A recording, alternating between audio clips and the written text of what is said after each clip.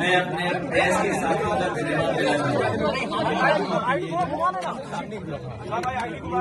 मैं आए हुए प्रेस के सभी साथियों का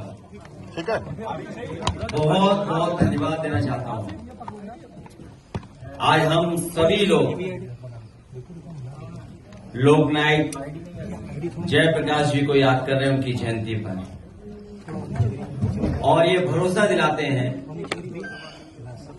कि जो लोकनायक जयप्रकाश जी के नाम पर सोशलिस्ट म्यूजियम बना था, जेपी नायसी की जो सबसे सुंदर बिल्डिंग बनी थी, भारतीय जनता पार्टी कितना भी छिपाना चाहे और कितना भी पुलिस लगा करके अपनी नाकामी को छिपाना चाहे, आज के दिन जयप्रकाश जी को याद करते हुए जयंती के दिन हम लोग संकल्प लेते हैं कि जेपी नायसी को हम लोग बिकने नहीं देंगे। ये सरकार जो बेचना चाहती है जेपी नायसी को, वो हम समाजवादी लोग मिलकर के इसको बिकने नहीं देंगे। इन्होंने जो दुर्दशा की है,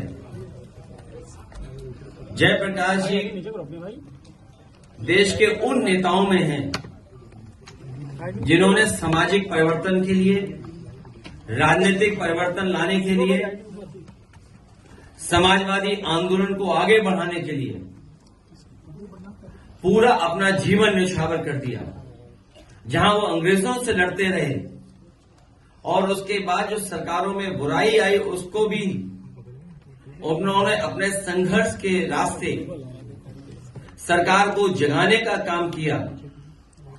और उस समय की सरकार जो ये समझती थी कि सरकार नहीं हट सकती है, जयप्रकाश जी की क्रांति ने, संपूर्ण क्रांति के आह्वान ने उस सरकार को भी हटाने का काम किया। मैंने आज एक वीडियो देखा है, ये बात तो अलग है, क्वेश्चन कर रहे हैं। एक वीडियो देखा है, हालांकि फॉरेन पॉलिसी का मैटर है, मुझे नहीं कहना चाहिए। एक वीडियो देखा है कि एक तालिबान के मिनिस्टर उनको रिसीव कर रहे हैं, हमारे फॉरेन मिनिस्टर, और हमारे मुख्यमंत्री जी तालिबान के लिए क्या कहते हैं, हमारे मुख्यमंत्री जी भी कुछ कहते हैं। वो वीडियो शायद हो तो मैं प्ले करा दूं, बताओ, अभी स्क्रीन पे प्ले कराएंगे आपके। सर, आज के दिन भी आप वो जेपी नायसी को खरीदने की चाहत रखते हैं? नहीं, खरीदने की नहीं चाहते, आज संकल्प लिया है कि जेपी नायसी को बिकने नहीं देंगे। और जब भी समाजवादियों की सरकार बनेगी, जो उसकी खूबसूरती, जो रौनक, जो इतिहास, जो विचारधारा को लेकर के, जो समाजवादी सिद्धांतों को लेकर के, और जो जयप्रकाश जी का जीवन भर का संघर्ष, उसको लेकर के जो म्यूजियम बना था, उसको वैसा ही बना करके और अच्छा बनाने का काम हम लोग करेंगे। ये बहस इसलिए नहीं चाहिए क्योंकि भारतीय जनता पार्टी ये सब काम करवाती है। जैसे उदाहरण के लिए मैं तो कहूंगा पत्रकार साथियों, अभी मुझे रामपुर जाना था, एयरमेट जॉब बरेली जाना था, मान लीजिए मुझे लैंडिंग परमिशन बरेली की मिली, लेकिन सुनने में आ रहा है बीजेपी के लोगों ने, बीजेपी के सरकार के अधिकारियों ने मेरा ऑफिशियल कार्यक्रम मुंडा पांडे स्टेशन एयरपोर्ट का जारी कर दिया। आप बताइए कि सरकार, उसके अधिकारी मिलकर के दूसरे एयरपोर्ट पे जारी कर रहे हैं कार्यक्रम, और जो जारी कर दिया कार्यक्रम उसको अपने ही चैनल से बढ़ावा दिलवा रहे हैं कि नहीं, अब कार्यक्रम ये बदल गया, यहां पर उतरेंगे। इसलिए पत्रकार साथियों, घुसपैठिए अगर आज भी आ रहे हैं तो देश के प्रधानमंत्री जी को इस्तीफा दे देना चाहिए। जो संपूर्ण क्रांति का नारा दिया आज भी प्रासंगिक है, आज भी देश को वही रास्ते की जरूरत है। हमारा देश तभी खुशहाल होगा जब समाजवादी मूल्यों से चले। जहां जयप्रकाश जी ने अपना जीवन भर आंदोलन किया, जीवन भर संघर्ष किया और समाज से लेकर के राजनीतिक दिशा को बदला। हम समाजवादियों को वो विरासत में जो चीजें मिली हैं, आज के दिन हम लोग संकल्प लेते हैं कि उनको आगे बढ़ाने का काम करेंगे। जेपी नायसी से हम लोगों ने कई बार आपसे कहा कि पॉलिटिकल इमोशनल अटैचमेंट है, क्योंकि इसका शिलान्यास जब हुआ था उस समय नेताजी, जॉर्ज फर्नांडिस और समाजवादी पार्टी के वरिष्ठ नेताओं, बहुत महत्वपूर्ण नेता उस कार्यक्रम में शामिल रहे थे। न केवल इस सरकार ने बर्बाद किया है उसको, बर्बाद के साथ साथ कोई देख ना पाए, क्योंकि अगर देखेगा तो बहुत सारे देश के लोगों को जानकारी हो जाएगी। याद रहे सरकार को कि जयप्रकाश जी ने जनता को जगा करके सरकार को हटाने का काम किया था। समाजवादी लोग हम सब मिलकर के जनता को जागरूक कर करके सरकार को हटाने का काम करेंगे। बिहार चुनाव में जहां बुलाया जाएगा हम जाएंगे। महिलाओं को बराबर का अधिकार मिलेगा। महिलाओं की शिक्षा को लेकर के हमेशा कदम उठाना चाहिए। आधी आबादी के बिना कोई भी समाज खुशहाल नहीं हो सकता। लेकिन प्रेस कॉन्फ्रेंस में महिला पत्रकारों को न बुलाने पर अब कांग्रेस सवाल। भारतीय जनता पार्टी ने तो आरक्षण ही नहीं लागू किया है। ये भारतीय जनता पार्टी के लोग तो आरक्षण लागू करना चाहते थे, लेकिन अभी भी आरक्षण लागू नहीं हुआ। अगर आरक्षण लागू हो जाए तो ऐसी समस्याओं का समाधान अपने आप महिलाएं कर लेंगी। जो बात मैंने कहा कि बहुजन समाज पार्टी के आकाश आनंद जी की ज्यादा जरूरत बीएसपी से ज्यादा बीजेपी को है। सर, कांग्रेस के प्रदेश अध्यक्ष अजय राय ने कहा है कि जितने भी बसें और पुलिस थी वो बीजेपी की तरफ से मायावती जी की रैली में मैंने सुना। मुझे जानकारी नहीं हासिल है, लेकिन हम लोग जेपीएनआईसी को और लोकनायक जयप्रकाश जी के नाम पर जो म्यूजियम बना है उसको देखना चाहते थे। और मैं आज भी कहता हूं कि पूरे देश में एक सोशलिस्ट लीडर, एक लीडर को समर्पित इससे बेहतर म्यूजियम, इससे बेहतर कोई स्मारक नहीं रहा होगा। और आज भी मैं ये दावा करता हूं, ये अलग बात है ऊंची ऊंची चीजें बनी हैं, लेकिन लखनऊ में इतने बड़ा स्मारक बनना और उन्हीं के नाम पर देखिएगा भारतीय जनता पार्टी के लोग वोट मांगेंगे बिहार में।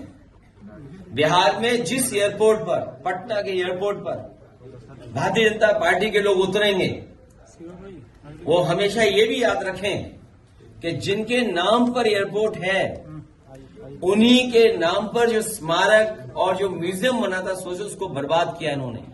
पटना का एयरपोर्ट जयप्रकाश जी के नाम पर है। किस मुंह भारतीय जनता पार्टी के लोग बिहार की जनता से वोट मांगेंगे? हमारा सिद्धांत नहीं बदला है, सिद्धांत कभी नहीं बदलता है। और जिन कारणों को लेकर के जेपी को उस उम्र में बीमारी के हालात में भी उन्हें जनता के बीच आना पड़ा और नौजवानों की बात को रखना पड़ा और आह्वान किया संपूर्ण क्रांति का। वो परिस्थितियां आज भी हैं, बढ़ती हुई महंगाई, बढ़ता हुआ भ्रष्टाचार और किसी को भी किसी संस्था से न्याय न मिलना, सरकार की नाकामी और सरकार जनता से दूर जाती जा रही है। आप हाल ही में घटना जो हुई है जिसका जिक्र अभी आप कर रहे थे, और ये पहली घटना नहीं उत्तर प्रदेश में हुई है कि बाल्मीकि समाज के एक नौजवान को इस तरह पीटा गया हो और जाति सूचक, जाति के आधार बना करके। और ये सरकार का जो काम करने का तरीका है, जो कानून न्यायालय पे भरोसा नहीं करते हैं, हिंसा का जो रास्ता अपना रही है सरकार, उसी की वजह से ये घटनाएं हो रही हैं। पहले पारसी समाज के साथ भी इस तरह का व्यवहार हुआ और आपको याद होगा इसी जगह पर आपने उन तमाम कथावाचकों का सम्मान किया था। ये कोई उत्तर प्रदेश में पहली बार घटना नहीं हो रही है। जब मुख्यमंत्री की सोच ही बुलडोजर होगी, जब मुख्यमंत्री और सरकार की सोच ही बुलडोजर जैसी होगी, तो आज भी जेपी का जो आंदोलन, जो जेपी का सिद्धांत था, आज भी वही है। उसी रास्ते पे चल करके हम लोग आह्वान करते हैं कि नौजवान और किसान और आम जनता इस सरकार को हटाने का काम करें। मुझे जानकारी बाद में मिली कि हमारा अकाउंट ब्लॉक कर दिया गया, सस्पेंड कर दिया गया और जो आप लोगों के माध्यम से जानकारी मिली और जो आज कागज पे मुझे जानकारी मिल रही है कि उस पर कुछ ऑब्जेक्शंस था, और जो ऑब्जेक्शंस ये दिए गए कि adult sexual exploitation and violence की शिकायत है। हमारा नहीं, ये हमारे पत्रकार साथी जानते होंगे, अनऑफिशियल भी ये बात आपको कही गई थी कि अनऑफिशियली भी आप लोगों को, मुझे लगता कि विभागों से जानकारी मिली थी। ये जो आपके चेहरे पे मुस्कुराहट ये बता रहे कि आपको पहले ही पता था कि एडल्ट सेक्सुअल एक्सप्लॉयटेशन वायलेंस। तो मैंने जानना चाहा, जब मुझे पूरी रिपोर्ट मिली, उस रिपोर्ट में जो पोस्ट हुए हैं, बलिया की एक घटना है जहां पर एक युवती को लेकर के पोस्ट हुआ था, और वो सच्ची घटना है क्योंकि हमारे सांसद जी बगल में खड़े हैं। और सबसे महत्वपूर्ण एक और है, एक पत्रकार की हत्या, उसको लेकर के जो ट्वीट किया था मैंने, उसमें जो लिखा था मैंने, वो ये लिखा था कि एक पत्रकार की हत्या, पत्रकार पर दबाव बनाना, पत्रकार को महीना बांधना,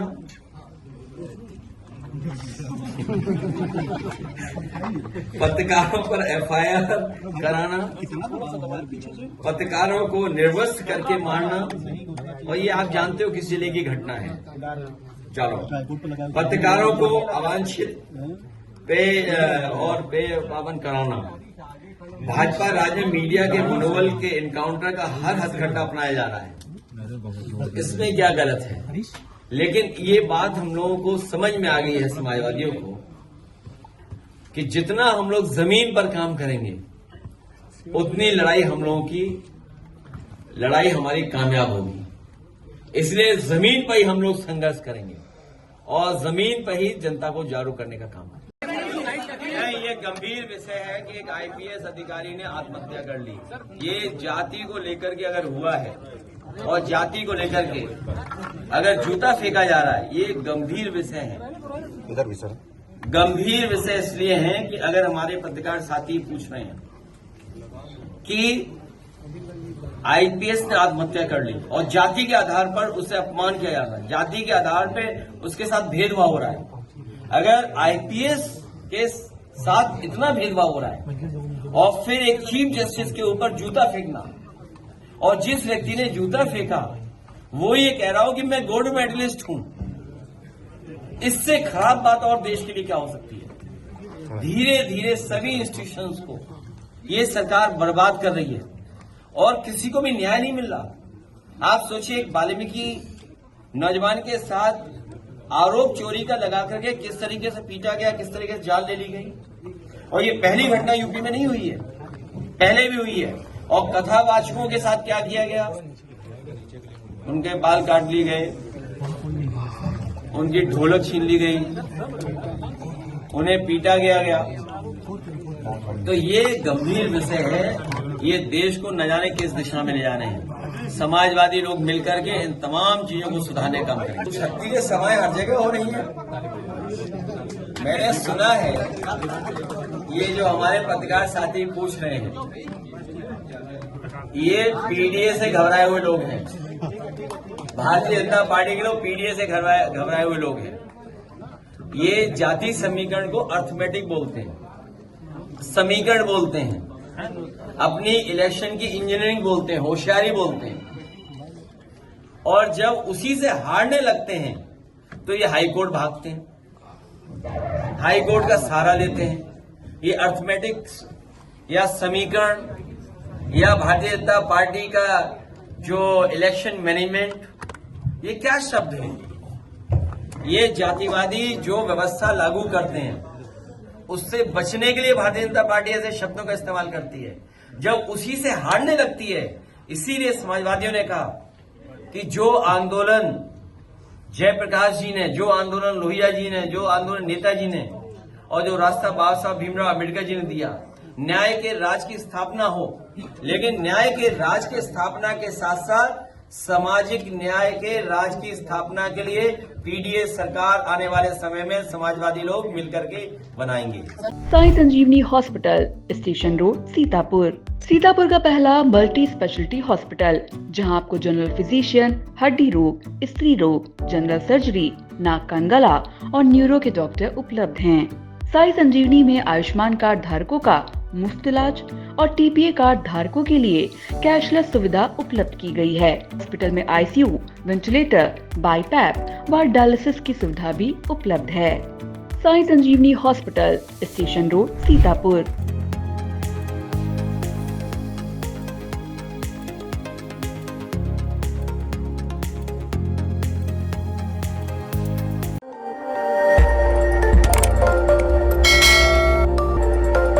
खबर आपकी, नजर हमारी। देखते रहिए आई इंडिया।